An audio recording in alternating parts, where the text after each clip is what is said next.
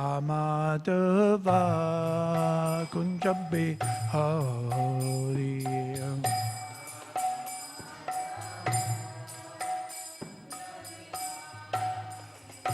Jaya Radha Madhava Kunja Bihari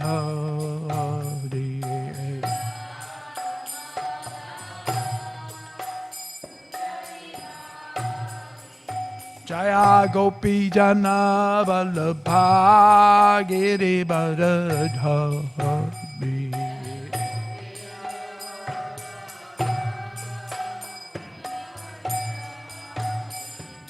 Gopi Jana Vallabha Girivardhari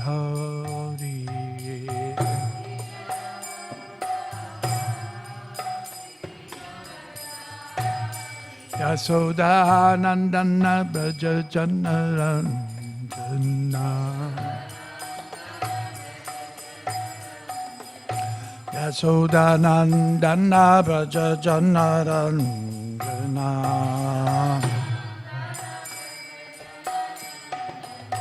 Jamuna Tira Banachari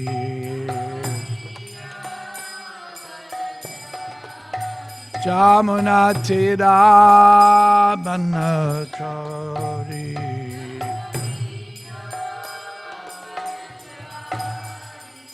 Jaya Radha Madhava Kunja Bihari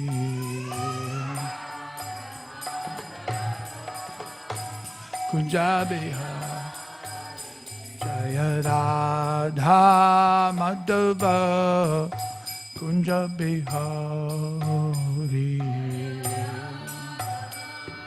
Madhava Kunja Bihari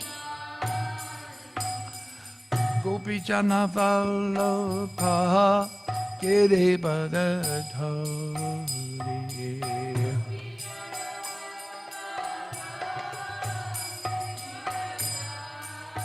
Jaya Gopi Jana Vallabha Girivardhari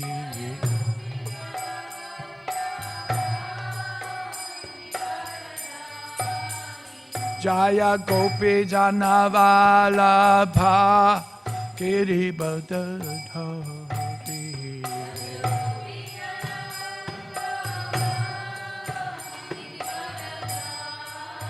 Yashoda Nandana Braja Janarandana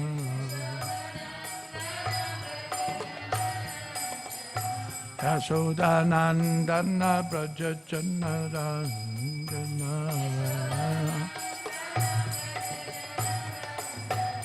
Jamuna Tira Banachari Jamuna Tira Banachari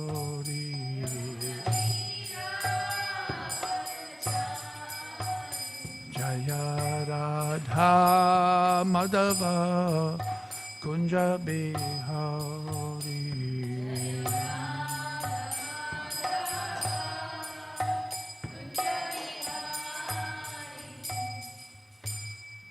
Jaya Vishnupada Paramahamsa Prabhupada Asto Taraswati Śrīmad His Divine Grace A.C. Bhaktivedanta Swami Maharaj Śrīla Prabhupada Ki Ananta Koti Vaishnava Brinda Ki Namacharya Śrīla Haridas Thakur Ki Prem Se Kaho Sri Krishna Chaitanya Prabhu Nityananda Sri Advaita Gadadhara Shiva Sadi Gaura Bhakta Brinda Ki Jai Shri Shri Radha Krishna Kokopinath Shama Kunda Radha Kundi Giri Govardhana Ki Shri Vrindavan Dham Ki Shri Mayapura Navajit Dham Ki Shri Purushottam Kshetra Ki Shri Ganga Mai Ki Jai Shri Jamuna Mai Ki Jai Bhakti Devi Ki Jai Tulsi Devi Maharani Ki Jai Harinam Sankirtana Ki Jai Nitai Gaura Premanande. Oh, glories to the assembled devotees.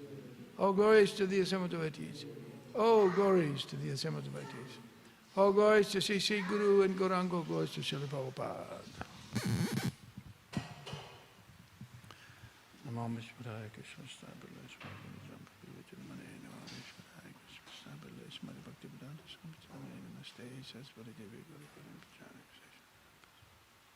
Could you get some tissues for us, please, Sylvia? There's usually a box in the paraphernalia room, I think. If there's not some over there.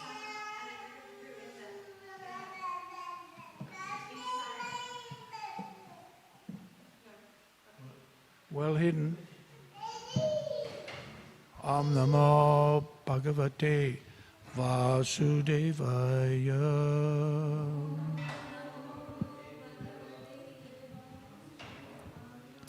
Om Namo Bhagavate Vasudevaya.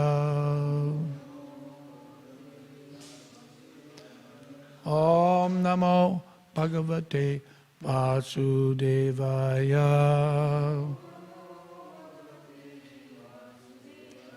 Om Namo Bhagavate Vasudevaya.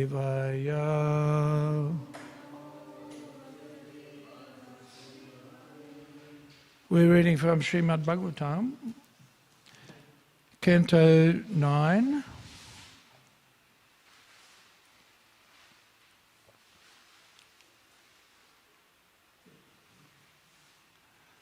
Liberation.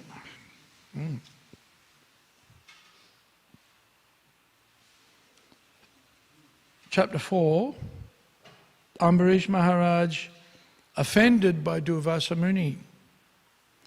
Text number 70. Is that right? 71. Oops, sorry. Text number 71.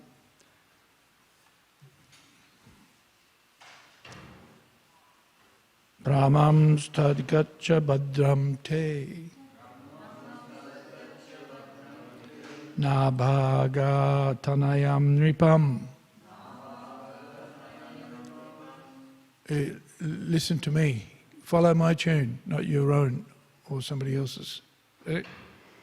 Hearing is the beginning of Shravanam, then Kirtanam.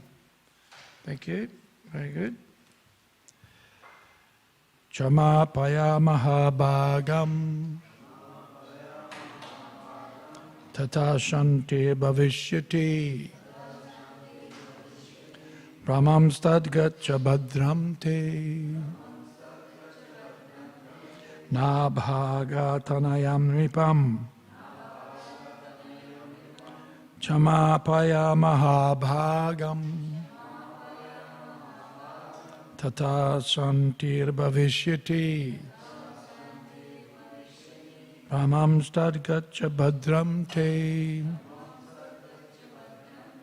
nabhaga tanayam nripam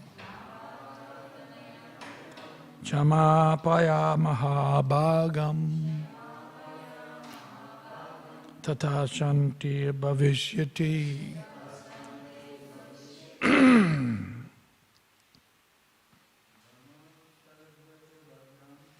Brahmam stadgatcha babdam te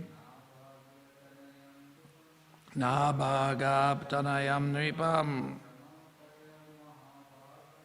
chamapaya mahabhagam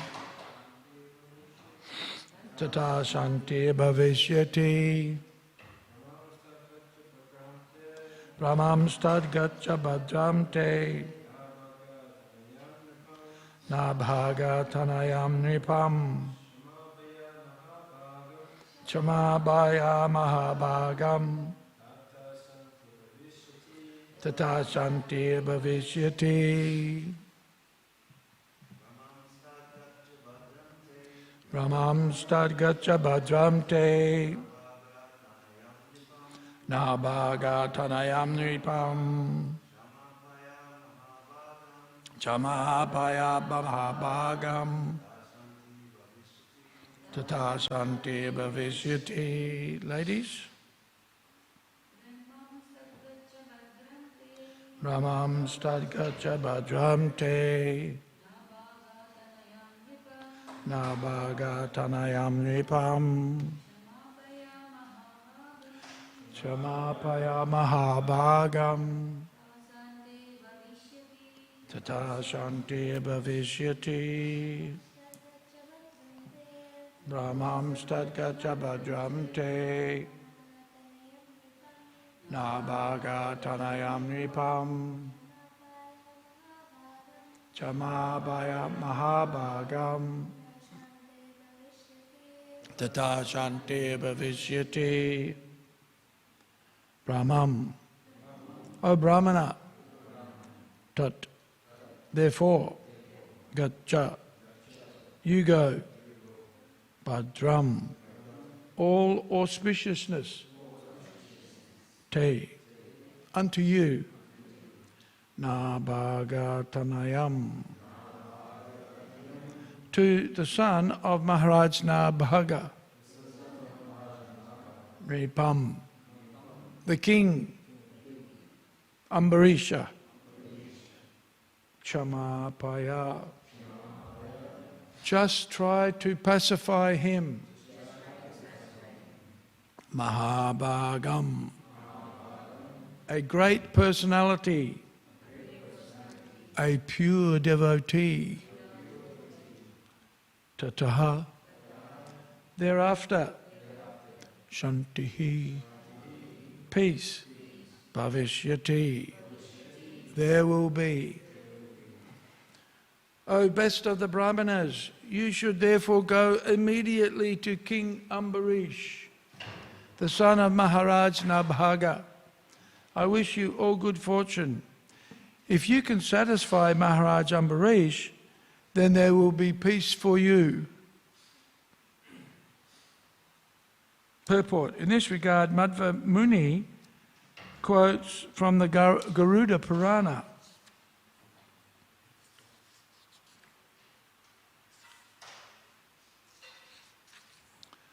Brahmadi bhakti kotyam sad amso naivam ambarishake, yeah. Naivanyasya chakrasyapi tatapi harir ishvaraha tatkali ko pachayat vat tesham yashasa adirat Brahmadayas chatat kirtam vyanjayam asur uttamam mohaniya chadaityanam brahmade nindanaya cha anyartam cha swayam vishnur brahmadyas cha nirasishaha manusheshu tamatvats cha Tesham bhakyadi bhiya gunai brahmader vishnavadinatva gyapanaya chakevalam durvasascha svayam rudras tatapyanyayam uktavan tasyapi anugrahartaya tapanasartam evacha. The lesson to be derived from this narration concerning Maharaj Ambarish and Dhruva Muni is that all the demigods, including Lord Brahma and Lord Shiva, are under the control of Lord Vishnu. Therefore, when a Vaishnava is offended, the offender is punished by Vishnu, the Supreme Lord. No one can protect such a person, even Lord Brahma or Lord Shiva. Thus end the Bhaktivedanta purports of the 9th canto, 4th chapter of the Śrīmad Bhāgavatam, entitled Ambarish Maharaj offended by Durvasa Muni.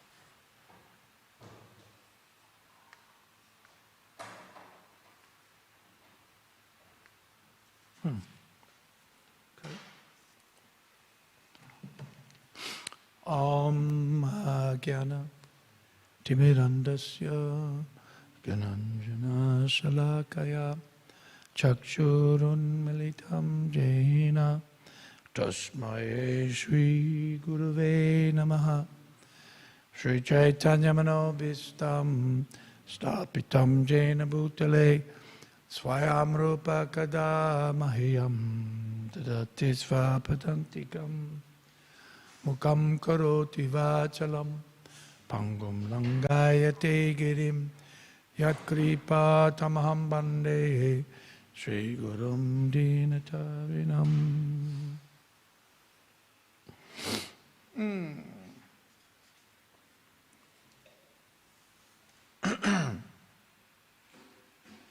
So,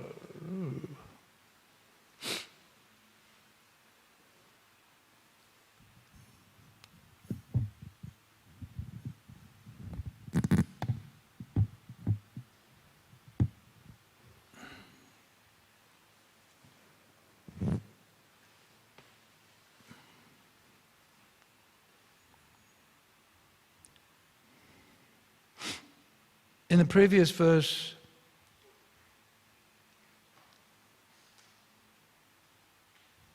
a warning was given. Advice was given that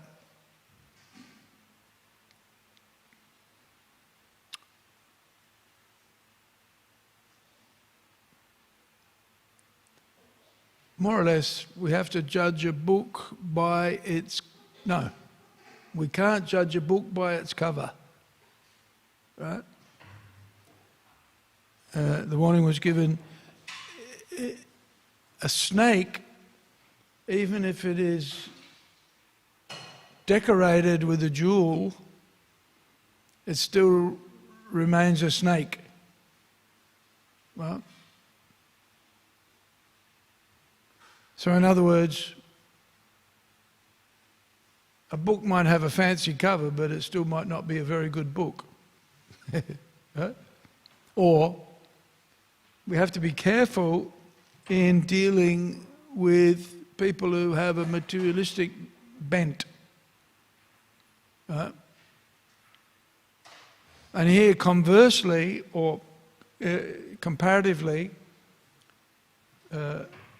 there's a description of the devotees.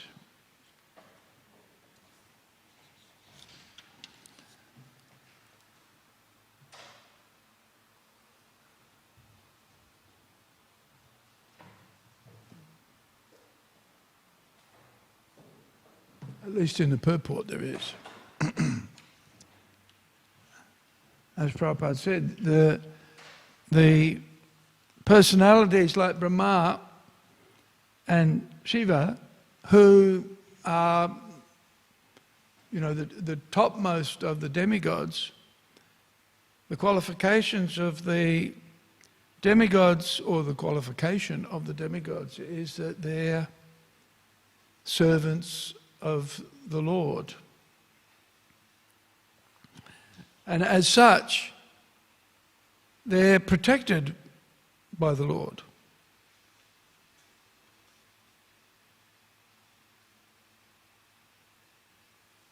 Yeah.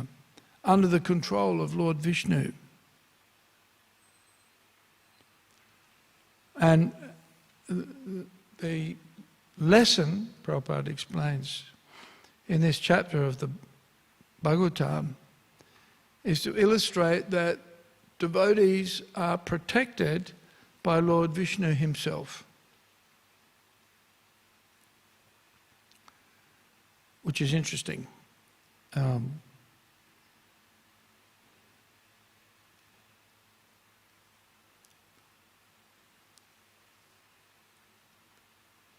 Is it that all non-devotees are untrustworthy or demons, right?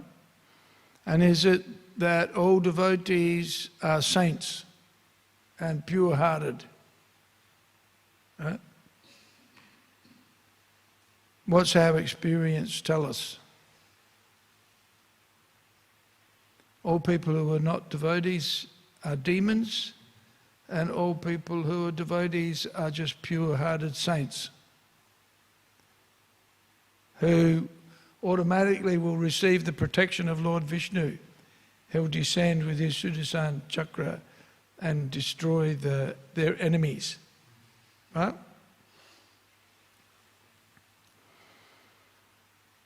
And you know, what are the qualifications of a devotee, and what are the qualifications of a person who's not a devotee? In other words, what we might call an asura or a demon. Right? And what we find is that it's mixed. It's not, you know, it's rare to actually find a devotee as advanced as Durvasa Muni. Oh, sorry, Ambarish Maharaj. And it's probably rare to find somebody as mean and nasty as Durvasa Muni. Right? And of course that example of, you know, a snake decorated with a jewel, Durvasa Muni was an advanced Brahmana, an austere, advanced and even learned Brahmana, but was envious of a devotee. Right? Envious of a devotee.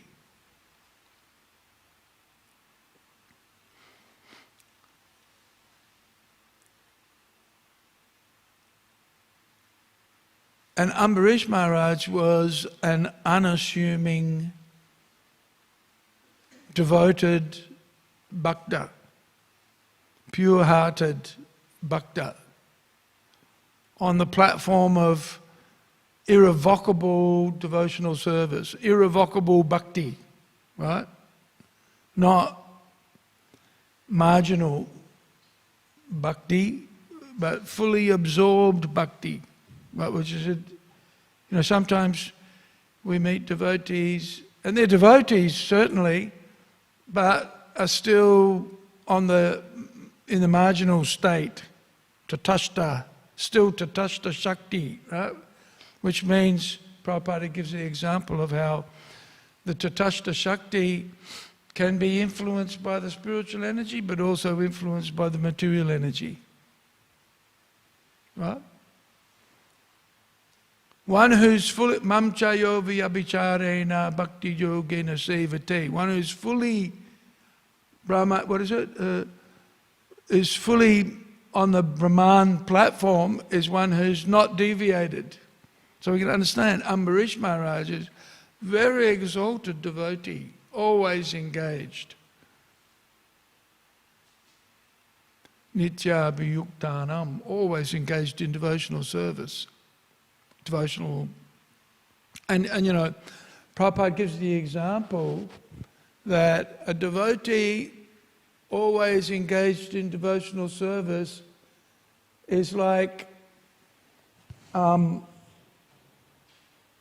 couple of examples, nice examples that Prabhupada gives. One is of an iron rod, right?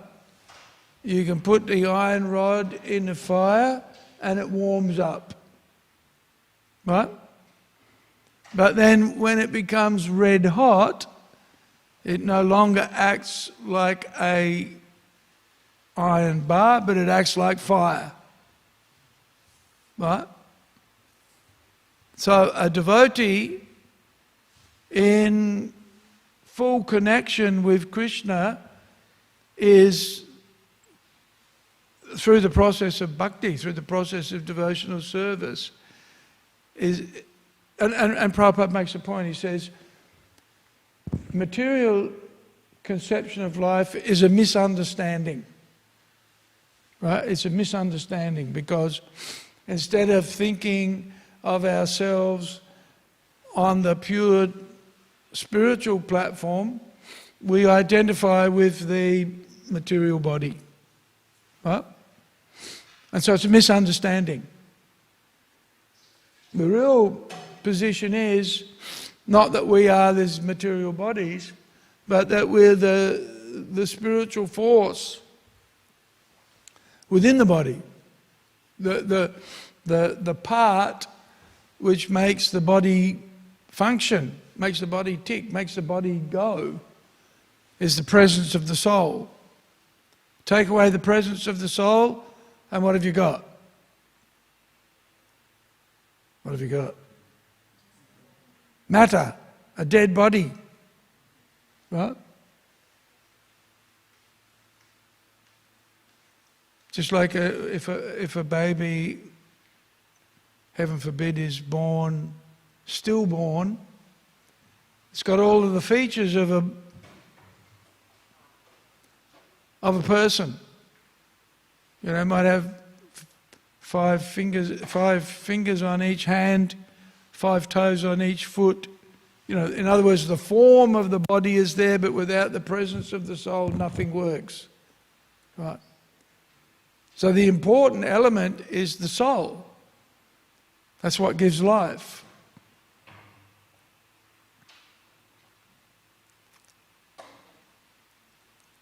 So material existence is a misunderstanding in that we think we're the material body, whereas in actual fact we're the soul, the dynamic element, that element without which the body is just a dead body. You know, this is a pretty essential understanding. But in a state of ignorance or in a state of covering, material covering, the ignorance is a symbol of that covering. We identify with the material body, not with the spiritual. So engaged in devotional service and with that connection to Krishna, it's like, or another example Prabhupada gives you of electricity, right? Copper wire is just dull matter, right? But if you connect it to the powerhouse, it acts like electricity, right? Have you experienced that? Electricity? Yeah, we turn the lights on, right? I've experienced 240 volts of electricity. It's quite a shock. That's what shock is all about. I was working as a labourer in the Adelaide Zoo, and we were building the nocturnal house, which is still there, by the way. And we were finishing off the walls. And in the walls,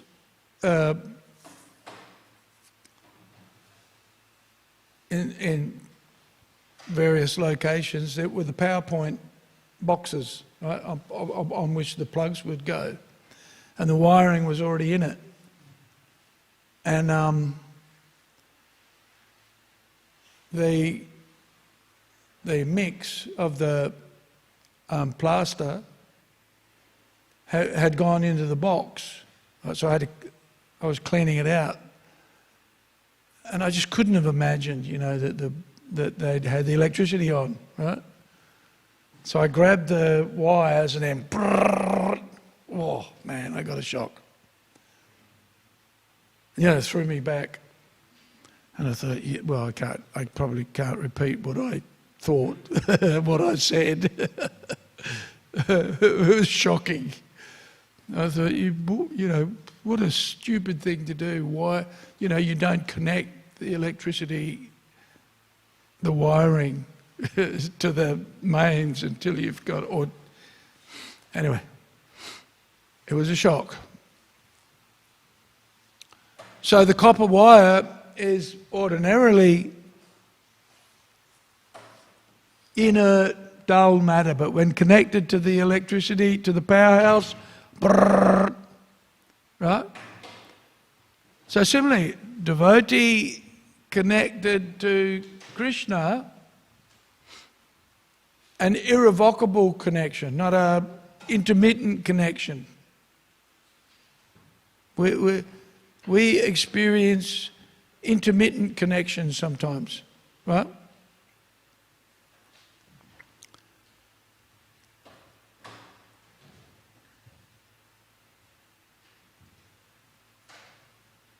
We have to focus our connection. So we see with devotees like Ambarish Maharaj, full connection to Krishna and full activity on the spiritual platform as a consequence.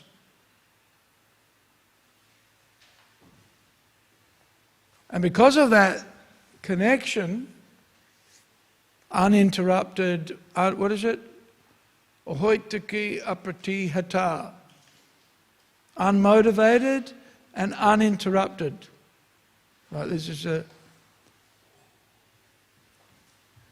I think in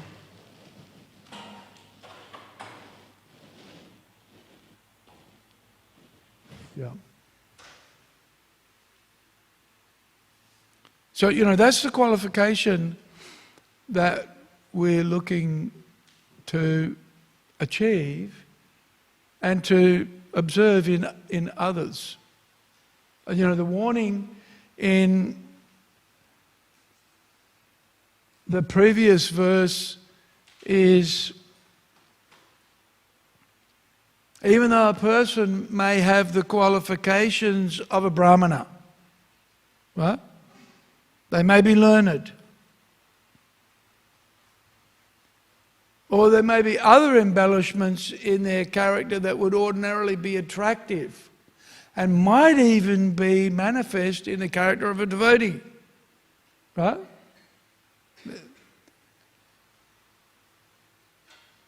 Even. Right?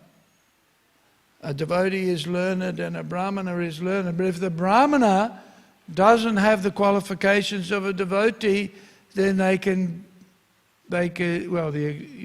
example is given, like Durvasa Muni, effectively. He was envious, ultimately, of Ambarish Maharaj, right? So even though he was learned, he was austere, his fault was that he was envious of a devotee. So, the lesson, or one of the lessons to be learned from that, is that and that's why I said before, you can't judge a book by its cover. Right? When I was young, very well, a child, in my childhood, we didn't have television. No television in our house.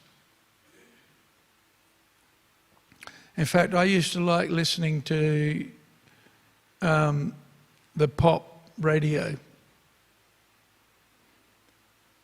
And my father would fine us sixpence, which is 5 cents. A lot of money in those days. When you're, 8 years old, and your pocket money was only a shilling. That's 10 cents. And my father would, if he heard us singing jingles, advertising jingles, we get fined 5 cents or sixpence. And actually, very interesting. My dad used to always say, "Television rots your brains." Right? Now, why did he do that? And I'll tell you why. Because we lived in country towns, and so my father was used to teaching country kids, right? And we moved then from Francis, which was a very small town on the border of Victoria and South Australia, southeast. And we moved to Elizabeth, which was a city environment, right? Elizabeth. And so in Elizabeth, at that stage, so when we first went to Francis, we didn't even have electricity in our house. Can you believe that? Huh? How many of you have lived in a place where there's no electricity? Raise your hands. 2. Okay, 3. Yeah. Pretty uncommon in this day and age. And of course with electricity comes what? Huh? What comes with electricity? Bills. Bills. Television. Radio and television. Right?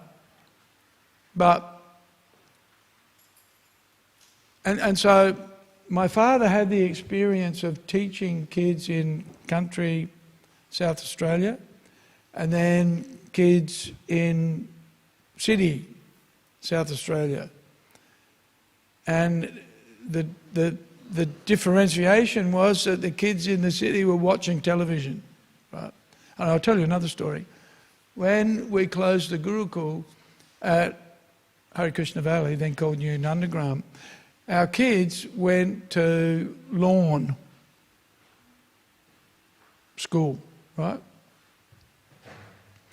And Chakra who was the headmaster, he was talking to the teacher who had the bulk of our kids in her class.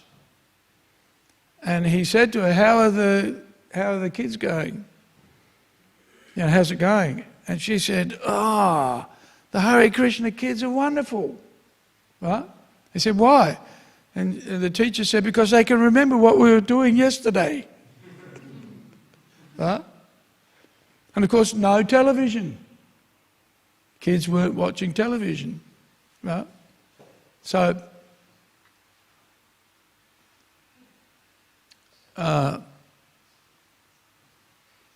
my father always had this, television rots your brains.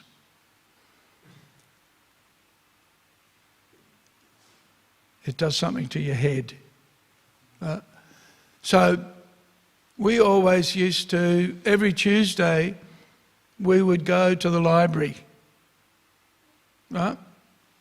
This was a ritual that we would do with my father. Every Tuesday. And we used to go to the public library and borrow 3 or 4 books. Compulsory. And, after a while you've read a lot of the books in the library that are appropriate for your... So I used to ask, I'd look at a book, or I'd often ask my father, Dad, what's a good book to read? And so he'd give me a book. Right? And then I look at the cover and I think, no, that doesn't look any good. But my father said, no, it's a good book. I think, it can't be any good, look at the cover. But of course, if I read the book, then I discover, hey, this is a pretty good book. Right? So the example is, we really need to analyse carefully what's inside the book in order to know the book. So similarly also, in order to know people, even though somebody may appear with with ornaments or attributes that are attractive, right, or might ordinarily indicate one thing, may not. Right? May not. In order to know what the quality of a person is, we have to understand their internal character, not their external show. Right?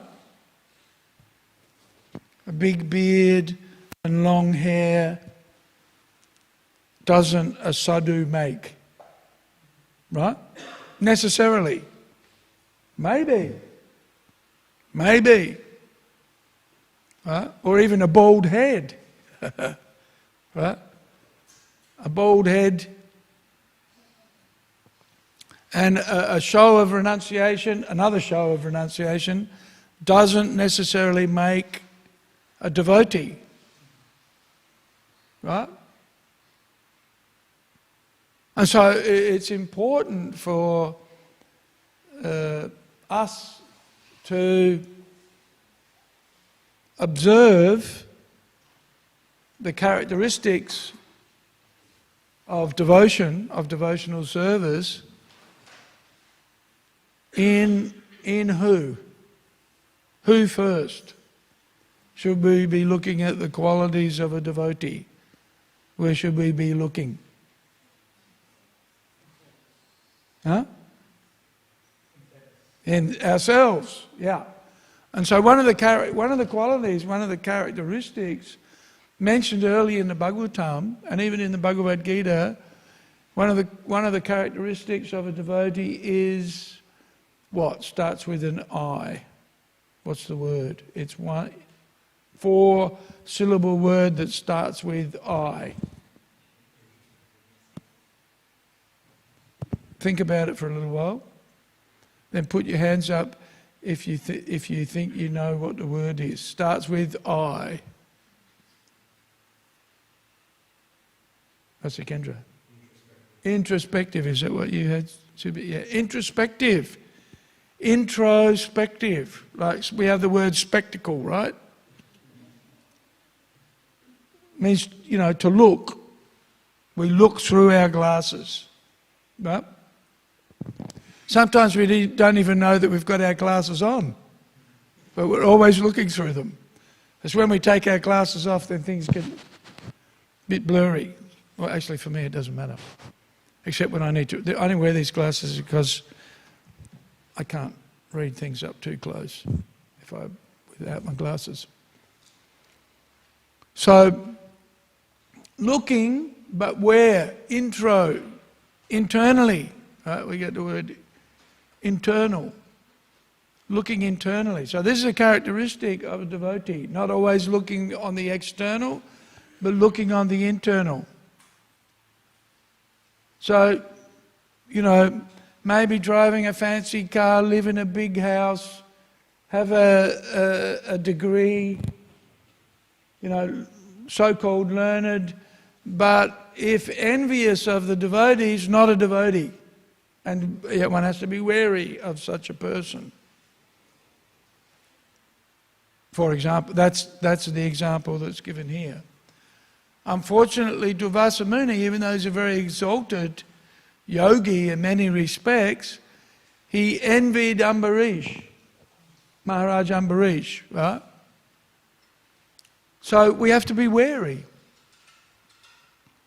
Now, sometimes, and this is an art, actually, because we need, and this is, there are qualifications of a devotee that are recommended in the Bhagavad Gita, right? Who's qualified to hear the Bhagavad Gita? In other words, who's qualified to hear the Bhagavad Gita? Who's then qualified to hear the Bhagavatam? Who's qualified to understand the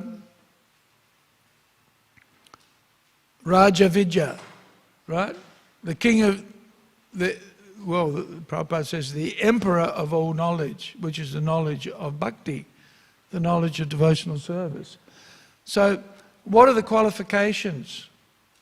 Here's a quiz, another quiz. What are the qualifications of a person in order that they might understand the Bhagavad Gita? Does anybody? Hands up if you think you know at least one.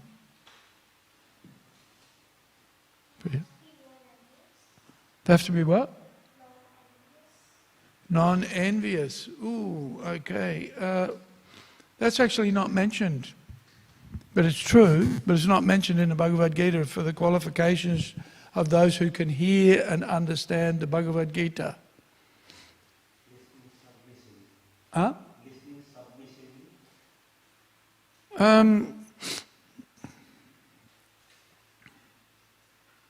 Kind of, yes.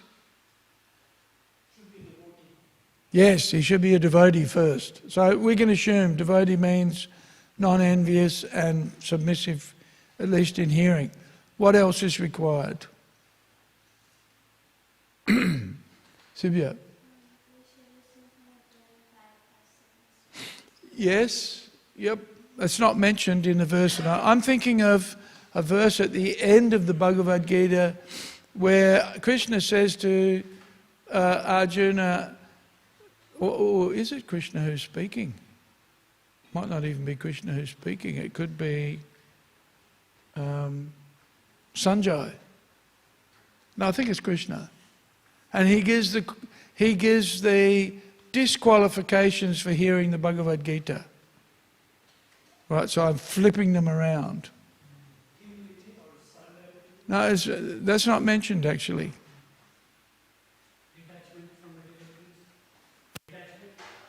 Somewhat, yes. Abhaktasya, right? Abhaktasya.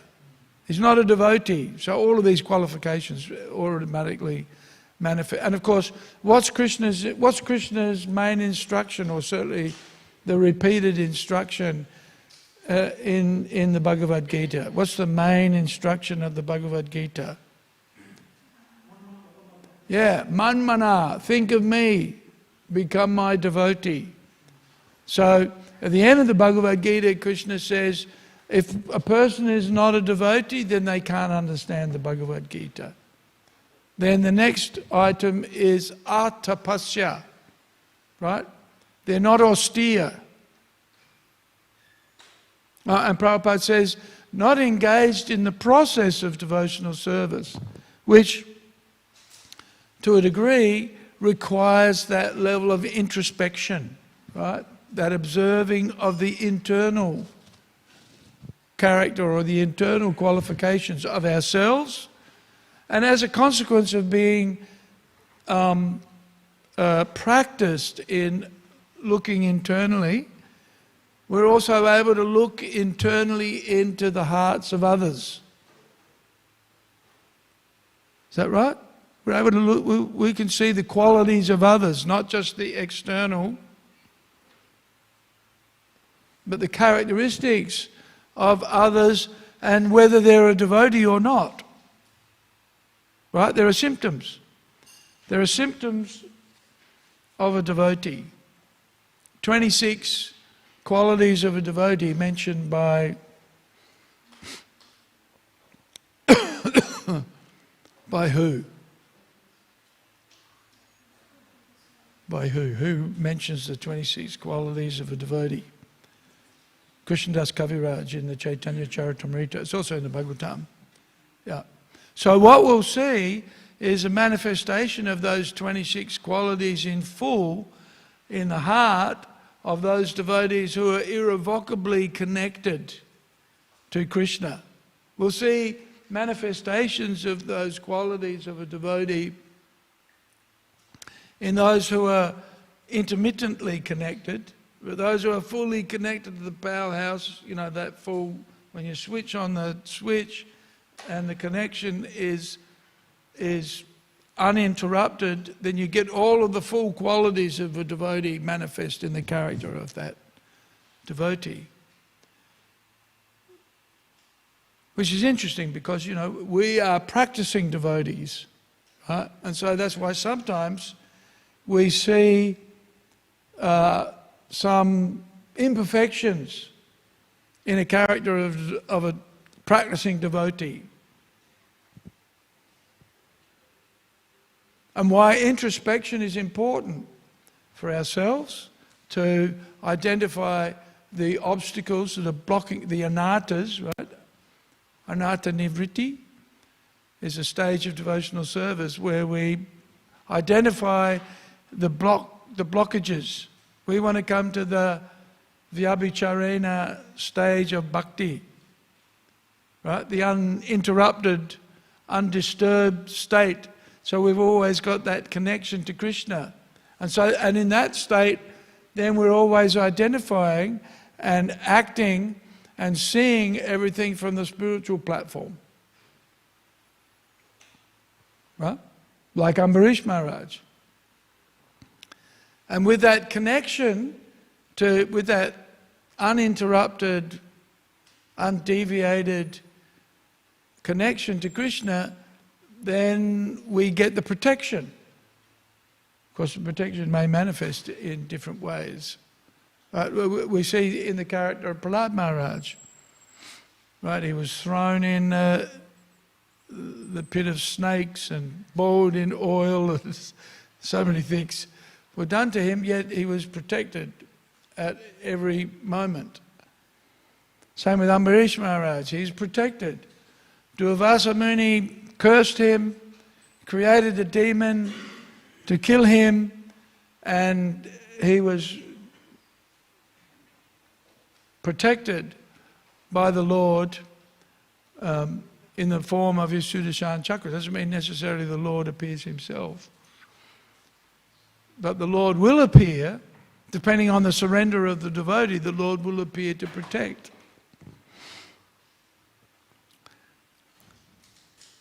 So, and of course, this is what this Prabhupada says here.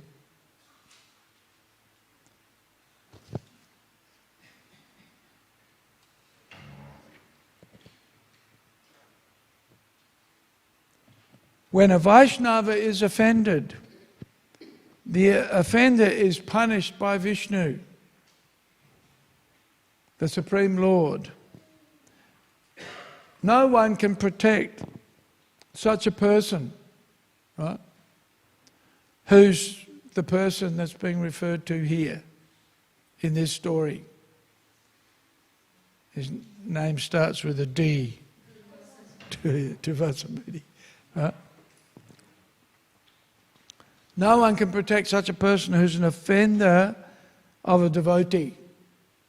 Huh? Even Lord Brahma or Lord Shiva. Because Durvasa Muni went all over the universe, going to this one and going to that one. Please protect me, please protect me. But none of them could protect him from the Sudarshan Chakra. And interestingly, the only way that Durvasa Muni is able to receive some form of respite from the heat of the Sudarshan Chakra was by apologizing to the devotee, to Ambarish Maharaj. So very interesting, you know, that we need to understand the internal qualities of ourselves, obviously, and purify them by the process of devotional service, but also understand the nature and the character of others by observing the internal symptoms of someone rather than the external show. Even of devotees too, for that matter. We shouldn't put on a show of bhakti and without that internal purification. And we should be careful about dealing with others who may make a show of devotional service even, of learning or influence or power, but still have, you know, that envy within their hearts. That's why we're careful about how we associate with others. And one of the characteristics of a Vaishnava, one of the first characteristic of a Vaishnava is mentioned by Lord Chaitanya, asat sangatyag. E Vaishnavacha. The activities of a Vaishnava are that they avoid the association of the asat.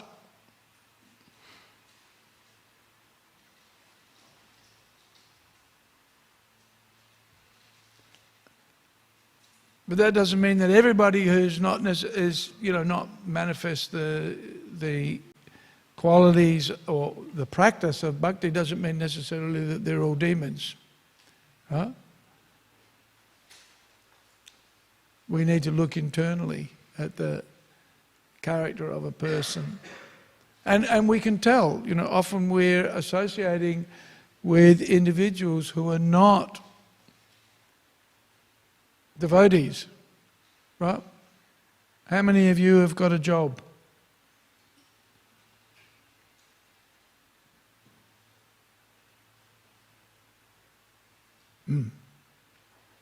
Or going to school? Yeah. So many of us have to work with people who are not devotees, right? So what do? We can't, we have to. And if they're respectful and not envious and are happy to serve, then we encourage such people. We're out when you're out doing book distribution. Do you avoid everybody because they're all demons? Huh? We approach everybody. This is one of the things we teach in the disciple course. Purity, right, and inclusivity. Which is interesting, right? Because if we want to maintain purity, asat sangachag, we're warned, don't associate with materialistic people. But we go out on book distribution and we're dealing with materialistic people all the time. Is that right? Or we're at work. So naturally then that means we have to be somewhat careful, right? But when we're talking to people and dealing with people, we're observing not only their external nature, but also their internal nature, right? And some people we know, if we approach them, externally it appears like they're like everybody else. But then when we start talking to them, we discover that they're inquisitive. They want to know. They're also introspective very often, right? They're not just looking at the external everything, but they also have that characteristic of introspection, of wanting to observe things from a deeper point of view, deeper perspective. And which is one of the ways we can tell, which is one of the characteristics of a devotee. They're inquisitive to know more about the nature of spirit as opposed to the nature of matter, for example. They have an understanding. Yeah, there is a difference between the two, right? A very materialistic person can't understand what is in the second chapter of the Bhagavad Gita. Krishna says, there are those who look on the soul as amazing, right? There are those who hear of the soul as amazing.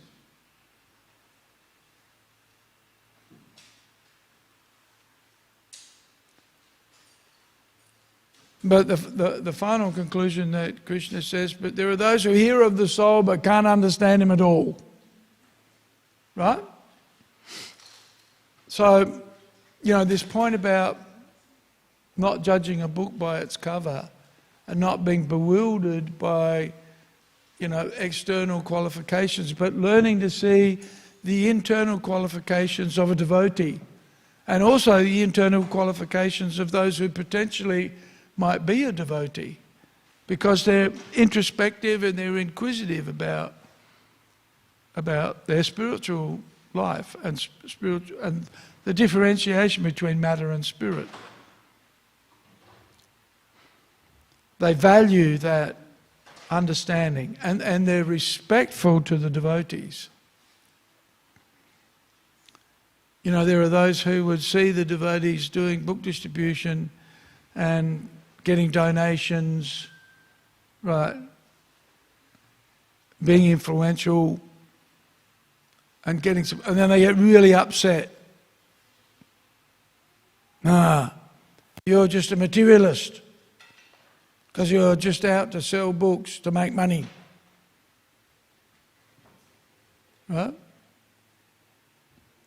Is that right? You're no better than everybody else. You're only interested in money.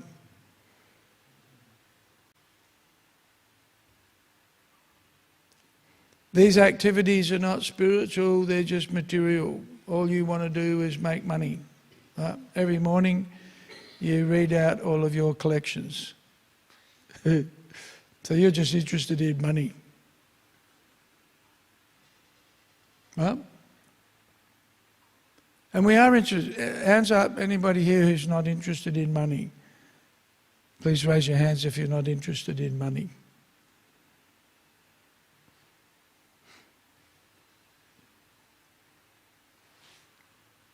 Me.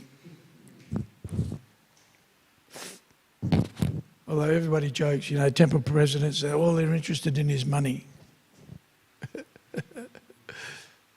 But it's not our money, right? It's Krishna's money.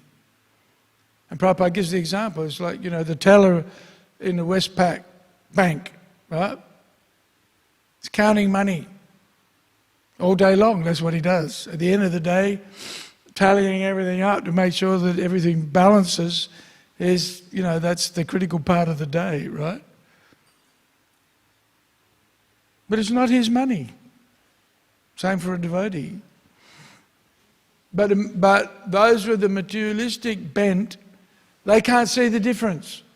You know, they're interested in money, but for their own sense gratification. And they see the devotees are interested in money, so they think, oh, they're just like me. Right? But they're not. The devotee understands the proper purpose of the money and is given. The money is given. So, you know, when people see, when people, especially, well, I won't mention any names, but you probably can work out who I'm talking about. When people see our supporters coming to the temple and they're driving Mercedes and, you know, they've got new cars and everything, then, and they see on the notice board it says, you know, this person gave $1,000 for the feast or whatever, right? Jamastami, we have a big long list of donors who gave, oh, there's somebody gave $10,000. So when a materialistic person sees that, they say, oh, they're just into money. Right? But of course, for the devotees, the money's not for themselves, the money is for Krishna. Right? We bought a new car. Ooh, you bought a new car. Boo. Well, we bought a new car so we can go and sell more books. Or so we can distribute more prasadam, right? And make more money. Right, but that's very interesting, isn't it? Because a devotee can see the utility of these things, whereas a demon becomes envious, right? Durvasa Muni saw Ambarish Maharaj's qualifications. And, you know, Ambarish Maharaj was very advanced devotee, but also a king, right? King. So as a king, what does Prabhupada say? What's the example? A pound, shillings and pence man. Right? And very interesting, you know, why did Chaitanya Mahaprabhu not want to associate with Maharaj Prataparudra? Why not? Because he said he's a pound, shillings and pence man. Right? And he was. But also a very, very, very elevated and advanced devotee. And so Lord Chaitanya relaxed his position when Maharaj Prataparudra came as a humble devotee, without the trappings of a king, right? In Chaitanya Leela.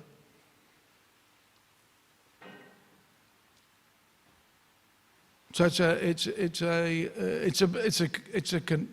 a conundrum or a dilemma for the devotees, because one of the interesting characteristics of devotional service is usually that if one's a devotee, then automatically one's material position will be enhanced, right?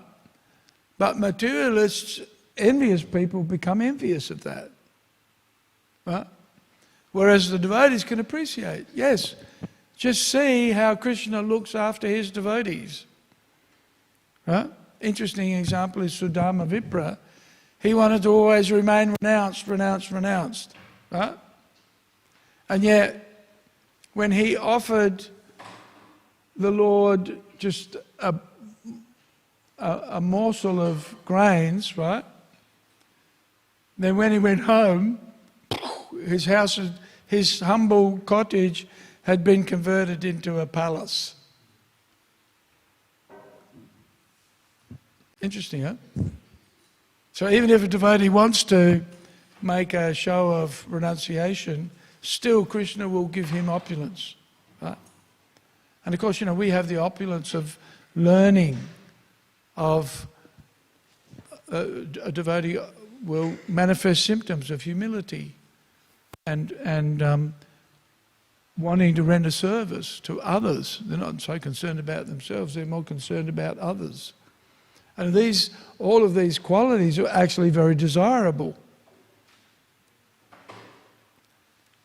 And so the materialistic people become materialistic people, like Durvasa Muni is an example. He's like the archetype.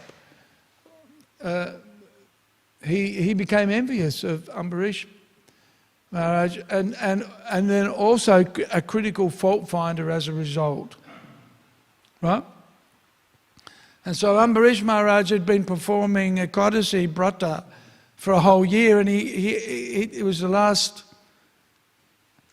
day of his Brata, and Durvasa Muni turned up. And so Ambarish Maharaj had to think of a way to observe his Brata and serve the sadhu.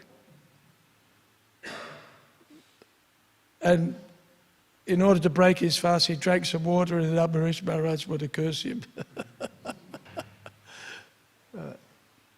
Yeah. So,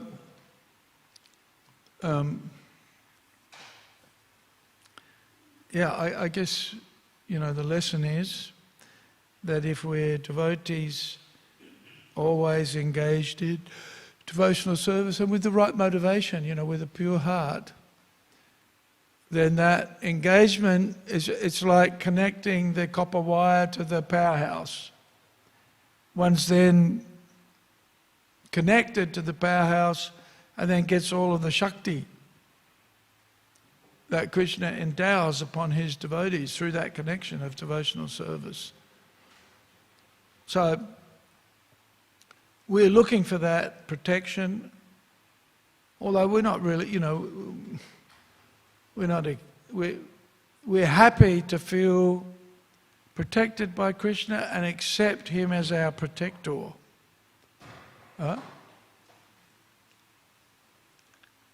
And when we've surrendered, or when we're making advancement, some progress at least, a little bit of progress in our devotional service, then Krishna will protect us.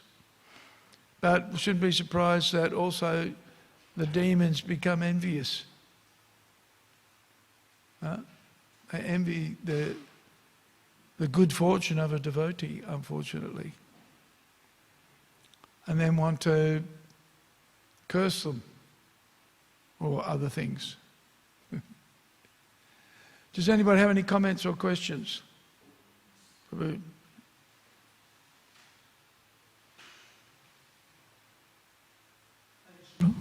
Thank you very much for your wonderful class. Prabhu, Kam, Krodh, Lobh, Moho, Mad, or Matsarya.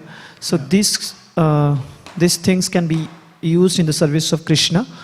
So enviousness, so this can be used for in the service of Krishna as well.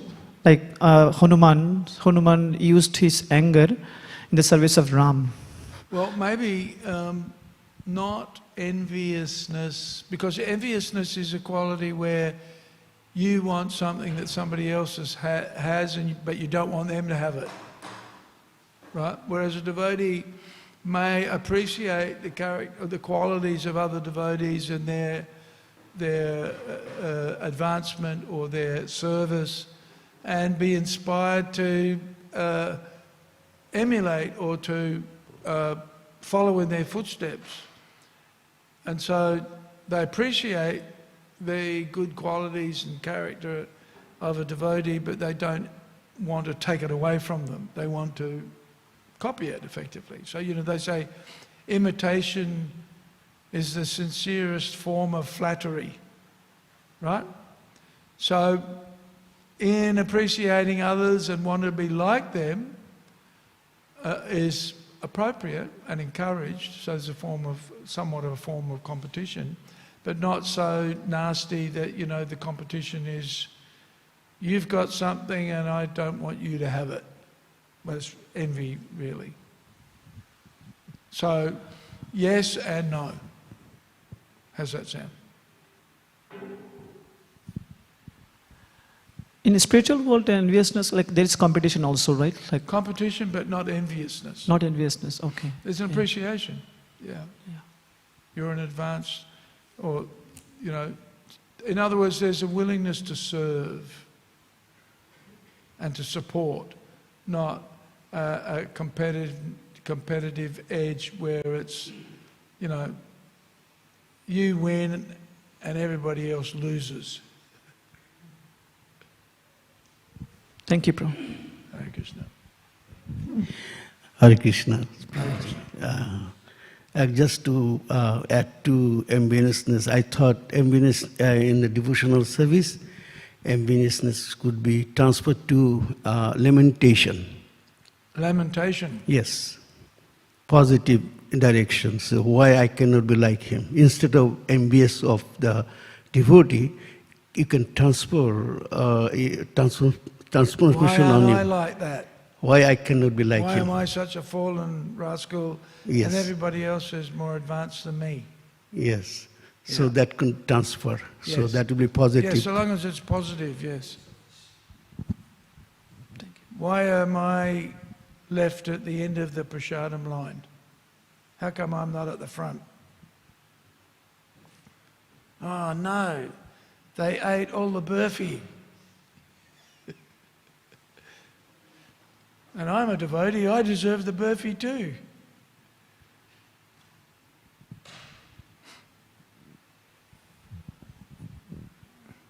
You ever feel like that? They ate all the burfi.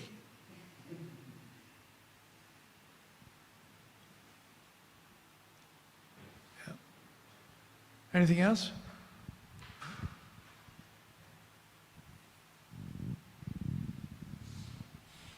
Hare Krishna. Grantaraj Śrīmad Bhāgavatam ki jai, Śrīla Prabhupada ki jai, Gaura Bhaktivedanta ki jai.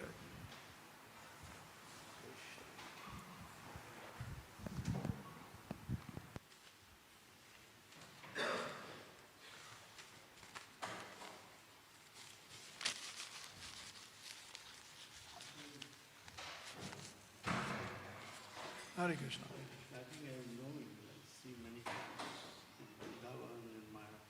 Yeah, what's your name? Oh, yeah. And where are you from? I'm from Mayapur.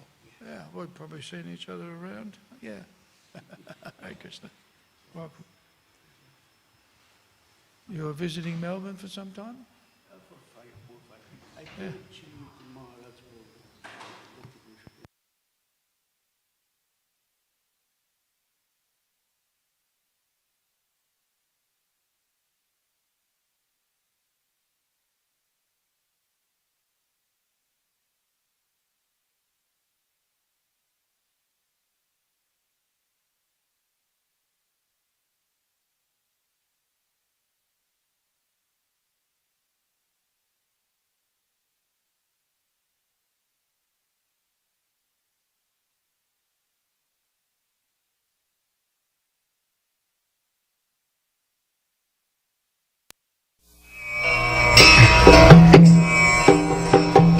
Vandeham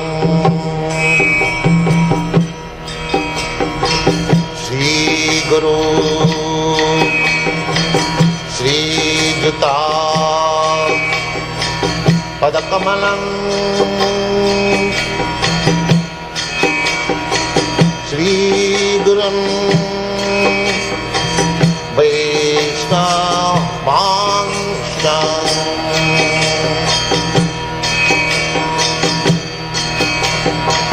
श्रीरूपं साग्रजातं सहगना रघुनाथान्वितं त्वं सजीवम्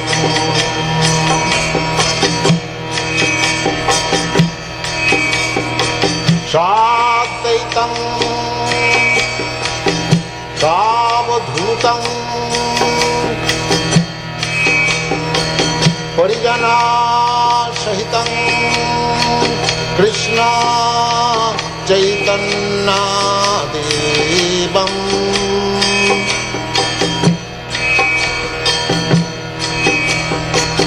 श्रीराधा कृष्णपदां सगन ललिता श्रीविशाखान्वितांश्च